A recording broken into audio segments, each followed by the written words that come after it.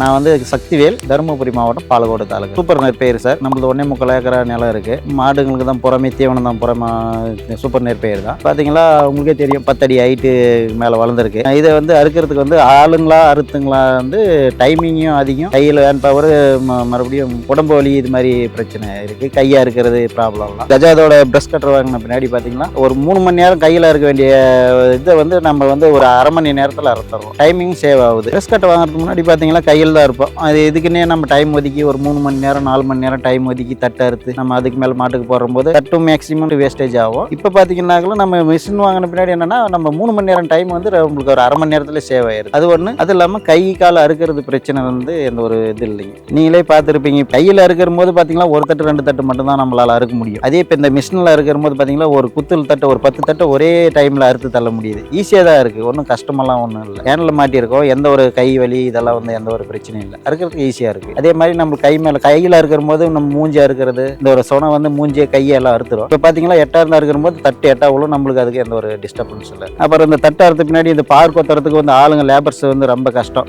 லேபர்ஸுக்கு கூலியும் அதிகம், நம்ம கிடைக்கிறதில்ல நம்ம டைமுக்கு. அதனால இந்த அட்டாச்மெண்ட்டை கழட்டிட்டு களை வெட்டுற இது இருக்குது. அதை போட்டு நம்ம தலையும் வெட்டிக்கிறோம், தட்டுக்கு மண்ணு அணைச்சிக்கிறோம். ஃபோனில் ஆன்லைனில் பார்த்து தான் நம்ம வந்து புக் பண்ணேன். பார்த்தோன்னா நம்மளுக்கு நம்மளுக்கு அப்போ அமௌண்ட் கம்மியாக இருந்தால் இஎம்ஐ ஆப்ஷன் இருந்தது. பண்ணி நம்மளுக்கு 3 நாளில் வந்துருச்சு.